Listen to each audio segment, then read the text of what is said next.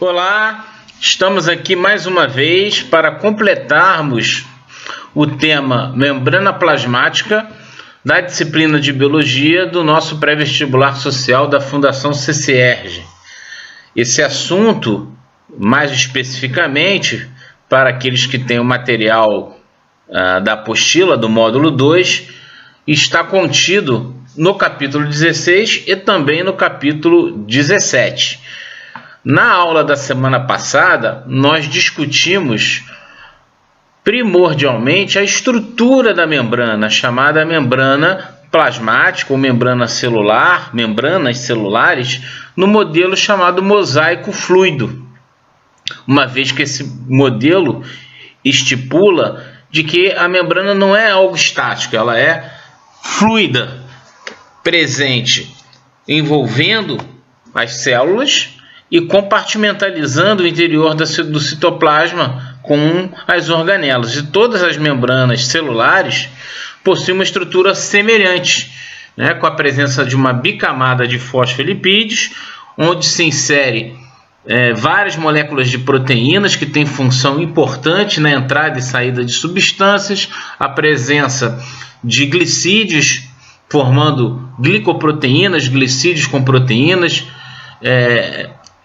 também a junção dos glicídios com gorduras, glicoproteínas, glicolipídios, tendo também uma importância no reconhecimento celular, hormônios, questão imunológica, reconhecimento celular, uma série de funções importantes que os carboidratos possuem na composição da membrana plasmática, junto com as proteínas e os lipídios, os fosfolipídios, repetindo, e também o colesterol. Importante, então, a gente começar relembrando, isso foi mencionado na aula anterior, sobre a permeabilidade seletiva, ou seja, característica fundamental das membranas em selecionar o que entra e o que sai de uma célula ou até de uma organela. Então, as substâncias elas atravessam as membranas de forma seletiva.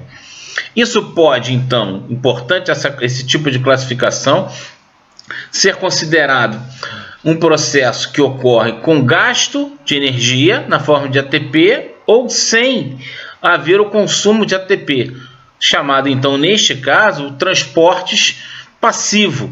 Ou seja, os processos de transporte passivo se diferenciam dos processos de transporte ativo, porque um demanda consumo de energia na forma de ATP e outro não. O passivo não consome ATP e o transporte ativo há o gasto energético na forma de ATP, que nós já vimos nas aulas anteriores.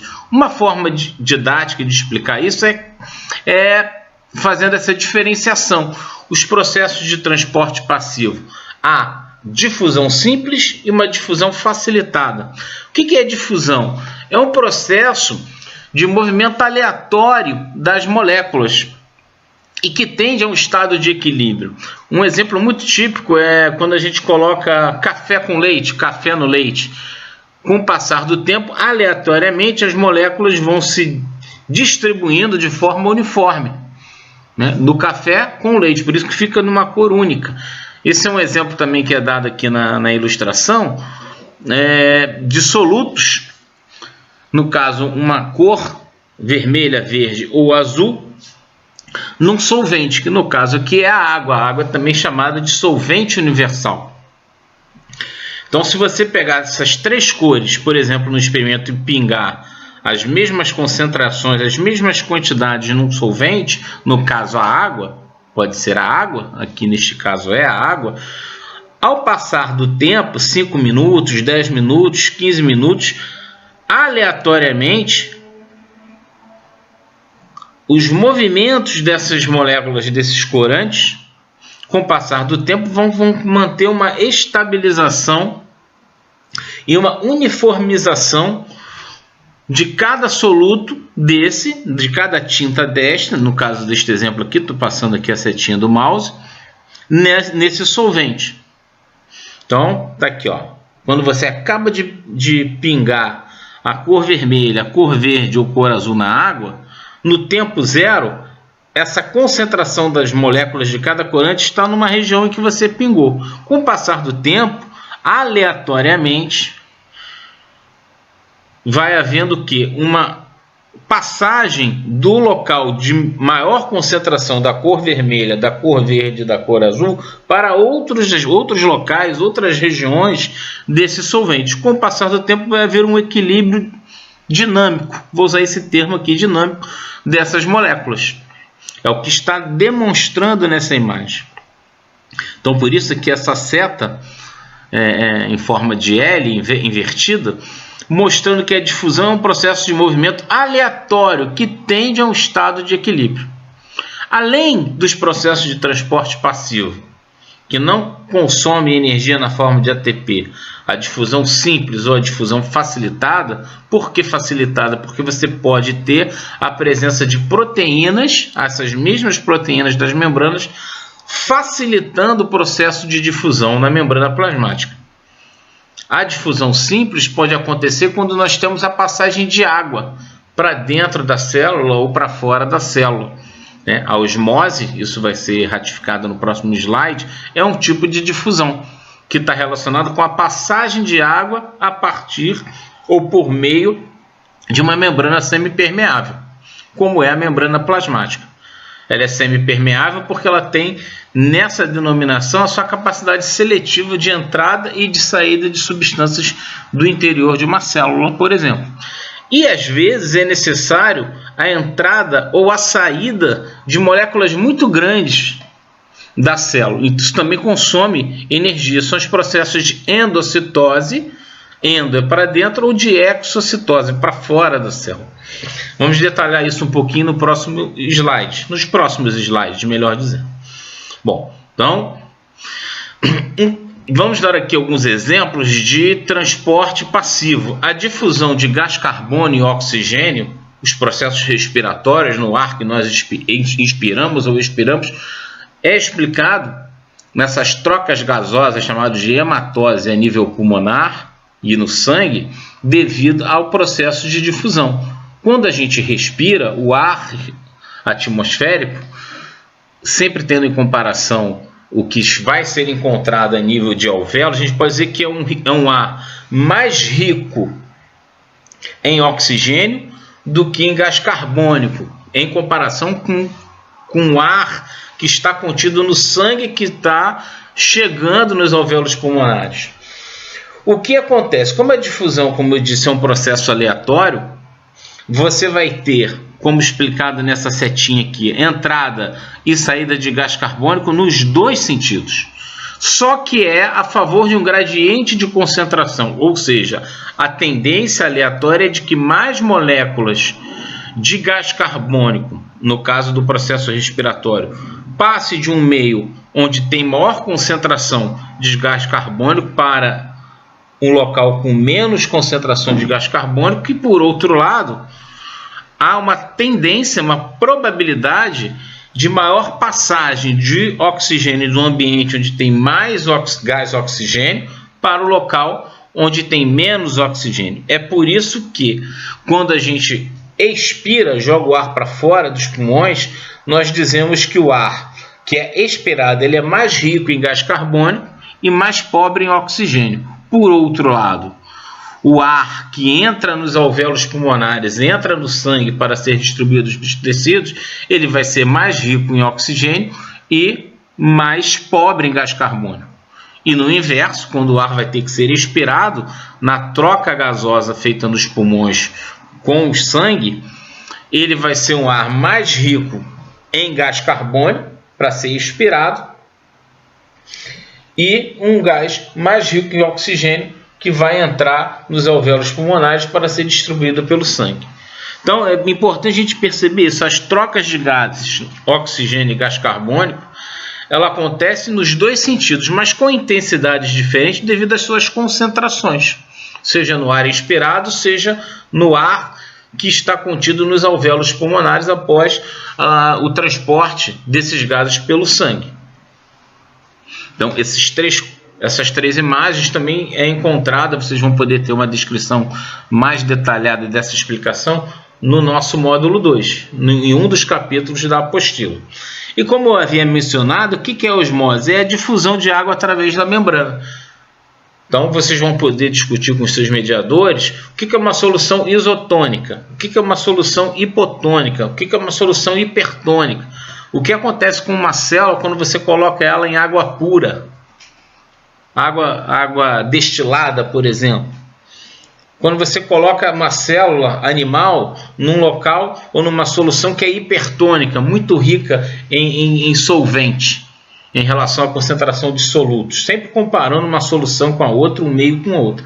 Então, solução isotônica, solução hipertônica, solução hipotônica são definições que podem ser aprofundadas, vocês podem dar uma lida nisso, aprofundar os conhecimentos sobre esses temas, que tem a ver com os processos de difusão de água, que é a chamada osmose nos seres vivos através das membranas plasmáticas e membranas celulares.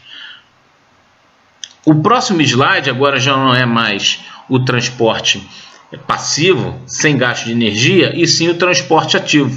Um exemplo muito típico é a bomba de sódio e potássio, porque é importante para a célula que a concentração de potássio dentro da célula seja maior do que a concentração de sódio.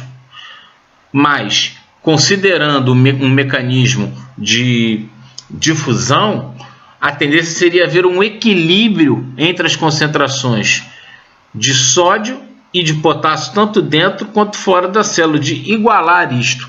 Isto não ocorre porque a célula demanda produção, uso e gasto de ATP, de energia, para que mantenha as concentrações de potássio e de sódio diferentes, ou seja, uma maior concentração de potássio dentro da célula e uma concentração maior de sódio fora da célula, ou seja, tem mais potássio dentro da célula do que fora e tem menos sódio dentro da célula do que fora. Isso porque ocorre um transporte contra esse chamado gradiente de concentração. Como a célula ela tem que manter esse desequilíbrio, entre aspas, das concentrações contra o chamado gradiente de concentração, há um consumo de energia, há gasto de energia. Por isso, há o consumo de ATP. Vejam aqui nessa seta, ATP sendo consumido para gerar adenosina, fosfato, mais um fosfato inorgânico. Isso demanda consumo de energia. É um tipo de transporte, como mencionado no primeiro slide, um transporte ativo, demanda consumo de energia. E a endocitose e a exocitose também demandam produção de gasto, produção e gasto de ATP, de energia para funcionar. Então, quando uma célula de defesa faz, por exemplo, um processo de fagocitose e lá dentro, por exemplo, uma bactéria, um vírus, ele é atacado por um macrófago, uma célula de defesa, depois é necessário que se faça uma eliminação dos resíduos, chamados de exocitose. Então, tantos processos, isso é só um exemplo, de endocitose ou de exocitose, quando moléculas são liberadas pelas células também, como, por exemplo, lipoproteínas, em que formam-se vesículas que precisam ser liberadas pelas células, esses processos de grandes moléculas muito grandes, que não passam por poros da membrana, que não é possível entrar ou sair de uma célula por causa de uma ação específica de uma determinada proteína de membrana, então elas entram em grande quantidade ou saem em grande quantidade da célula. Esses processos denominados endocitose dentro da célula, exocitose fora da célula, também demandam consumo de energia, gasto de ATP. Então, em linhas gerais, nós temos então transporte passivo, transporte ativo pela membrana, ou seja, sem gasto de energia ou com gasto de energia, e a difusão simples, ou a difusão facilitada com a presença de proteínas de membrana, facilitando a difusão, ocorre sem gasto de ATP. E o transporte ativo, como ele ocorre contra o chamado gradiente de concentração, ocorre o consumo de ATP. Em linhas gerais, é o que isso está apresentado nos dois capítulos mencionados, capítulos 16 e 17 do módulo 2. Então, por isso, a gente novamente sugere a leitura dos capítulos, desenvolvam as atividades e os exercícios dos capítulos.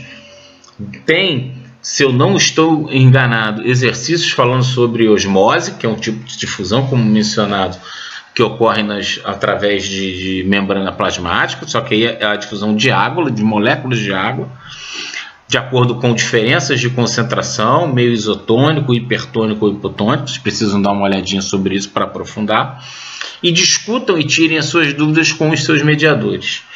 Nós gostaríamos de finalizar esse tema. Claro, nós não temos, novamente, sempre bom relembrar, a intenção de esgotar o assunto com 2 vídeos de 10 minutos, 15 minutos no máximo cada um. Nós trazemos uma apresentação inicial para que vocês possam ter o material para disparar o processo de aprendizagem de vocês com o auxílio dos materiais do CEDERJ, do nosso pré-vestibular, da nossa fundação e também com o auxílio dos seus mediadores, dos seus tutores. Então, aproveite os nossos vídeos, façam as suas sugestões, suas críticas, discutam esses conteúdos com seus mediadores e na semana que vem um outro vídeo será liberado para que a gente continue as nossas semanas de estudo e preparando vocês da melhor maneira possível para o Enem. Um grande abraço, cuidem-se e até a próxima.